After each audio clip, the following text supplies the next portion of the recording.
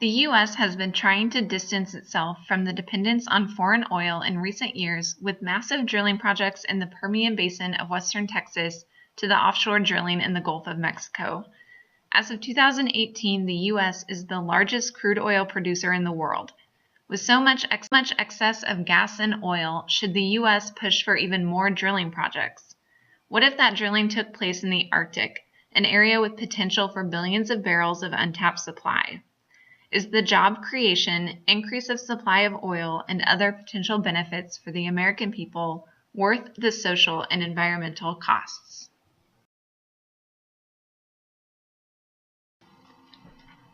While examining the benefits for the U.S. energy industry and for consumers, we've hypothesized that despite potential for vast economic prosperity, the negative externalities of drilling for oil in the Arctic exceed the economic benefits. Arctic drilling consists of too many uncertainties with adverse health effects, environmental degradation, and additional concerns for the fight against climate change.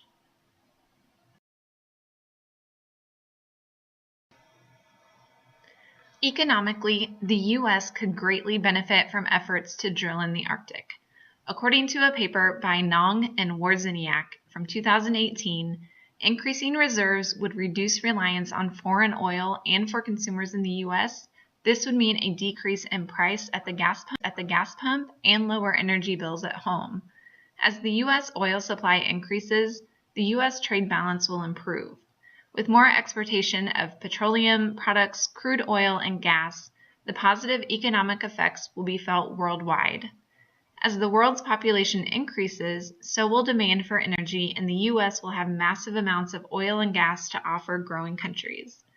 Nong and Wawrzyniak also concluded that drilling in the Arctic and increasing the U.S. oil supply could essentially remove coal, the dirtiest fossil fuel used in the U.S., from being utilized at all.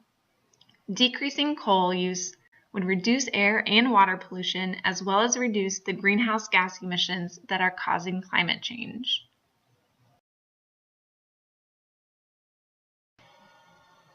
Because of anthropogenic climate change, ice in the Arctic is melting and making it easier to access large amounts of untapped oil supply. While the economic benefits for the U.S. are high, drilling for oil in the Arctic comes with adverse effects socially and environmentally. For indigenous communities in Alaska, they'll fight air and water pollution, as well as the possible risk of losing a main source of food, the bowhead whale. Indigenous people of Alaska rely on hunting the bowhead whale and other marine life for sustenance. With an increase in boat traffic that will come with Arctic drilling, whales' migration and life patterns will be affected, causing those hunters to look elsewhere for food sources. Environmentally, the costs of drilling in the Arctic range from catastrophic oil spills to increasing the rate of the world's rise in global temperature. Oil spill likelihood and severity are not easily predictable. Variables of water temperatures, sediment, and seasonality will affect the rate at which an oil spill spreads and how severe the impact on marine life will be.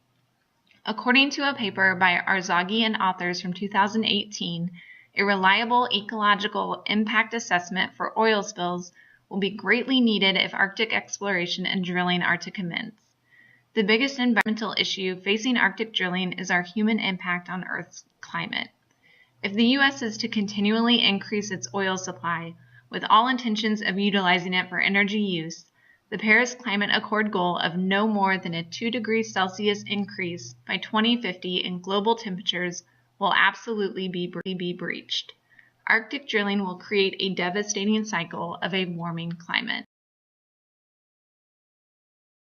To find out if our hypothesis is correct, we read various studies that involve the side effects to drilling in the Arctic. We created a focus on the people and animals who live there and the effects to the natural environment. We also focus on collecting forecast profitability for the value of mining the fossil fuels. If the extraction proves that it's profitable, then we will have to assess the value of the possible damages or losses that will occur with extracting the oil.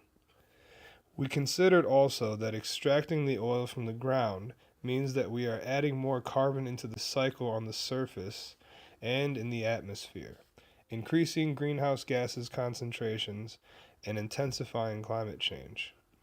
By considering the well-being of the economy, people, and environment, we can assess the gains and losses that occurred from continued drilling in the Arctic. It is clear to see that the main purpose of oil drilling in the Arctic is for a profit, and that drilling for oil does not create any benefits for the environment. That being said, we must consider the benefits on an environmental and an economic scale. While the oil is a means to boost GDP or private profits, we must also consider the environmental impact that affects the humans and animals that reside in the Arctic. If it can be assessed that the economic gain is greater than the environmental loss, then drilling in the Arctic can be rationalized and seen as an overall profit. We hypothesize that drilling for oil in the Arctic will do the opposite and create negative externalities greater than the economic worth of the oil. While the profit may be felt in the short run, we must look 20, 40, or even 80 years down the road to see if the profit is sustainable or if the environmental cost to drilling is too great. It is predicted that drilling in the Arctic can have major negative externalities for the local and global environment. The major environmental risk locally is the destruction of infrastructure due to warming and thawing, and a reduction in quality of the natural environment due to increased activity and emissions in the Arctic region. The act of drilling for oil not only endangers the wildlife that is affected by the increased human activity in the region, but also the human inhabitants themselves, as the increased activities cause additional thawing that can create massive problems for the created infrastructure. Globally, Arctic drilling adds to the overall consumption of fossil fuel, which increases the emissions associated. As most studies imply, we need to maintain an increase below 2 degrees Celsius by 2050 in order to keep control of climate change. With the added input of oil into the market, we are on track to exceed the acceptable emission that will keep climate change below 2 degrees Celsius. The only way to defend from this would be to keep the oil in the ground in the Arctic and not allow it to become part of our consumed oil.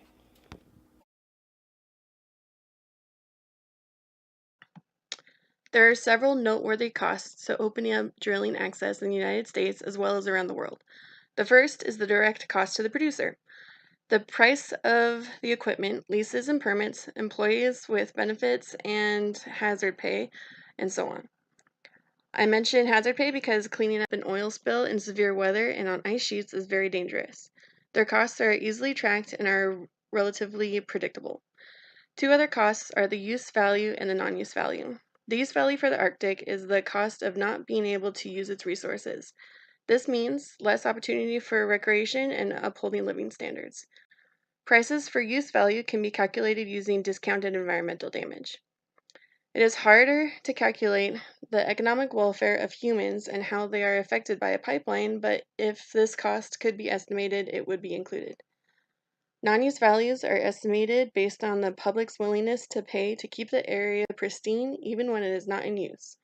For example, knowing that polar bears exist is a non-use value. More unique resources have higher non-use values. Non-use costs can be associated with the costs of avoiding another oil spill. The last few costs include the externalities associated with the damage done by greenhouse gases to the world and to the local air. For example, transportation is estimated to be 70% of the U.S. petroleum use. At 2 cents per mile and an estimated average of 20 miles per gallon, there is an extra $22 per barrel being spent. This leads to the need for more development of technology that can clean up oil easily and under ice flows, or vehicles that are not dependent on oil. The benefits are more simple and involve less assumptions. With higher production, there will be a higher price decline. Oil companies will not invest if there will be no profit. More access to oil also means there is less pressure to invent new technology that is sans oil. When there is more oil to be consumed, there is less need for the coal industry, so their greenhouse gas emissions will decline. There have been some cost-benefit studies that have included the foreign military presence and the costs of having troops in the Middle East to secure oil. With U.S. oil supply, there will not need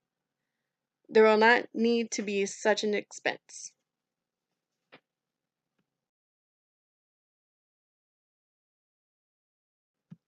Here we see two Finnish scientists running tests to simulate an oil spill. This is a necessary step in the analysis of the economic advantages and disadvantages of drilling in the Arctic Circle.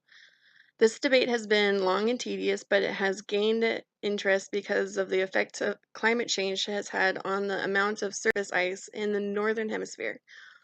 Recently, there have been restrictions lifted that allow more area to be leased to drilling companies. Once they are allotted the land and have run their quality tests of the oil, drilling begins. Because of the surplus of oil, the price decreases. This leads to the continued burning of oil, which is a leading contributor to greenhouse gas emissions and causes climate change. One positive opportunity would then be to discontinue coal mining, but studies have not concluded if this will be enough of an offset to make a significant difference.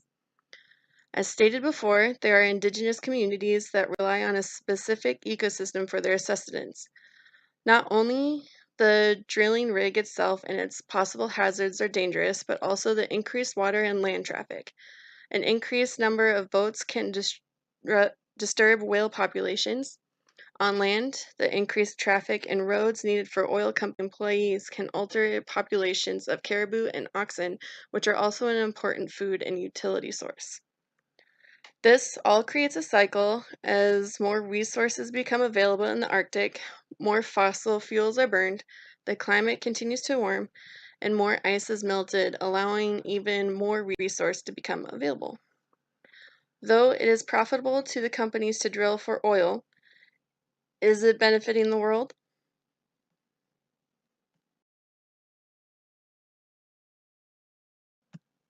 There are stakeholders that would like to make a profit from extracting oil, but overall, because of the externalities, the cost is too great to the consumer.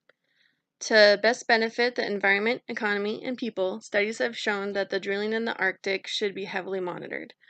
If we are to reach our goal of not increasing the global temperature by 2 degrees Celsius by 2050, we need to decrease our use of fossil fuels.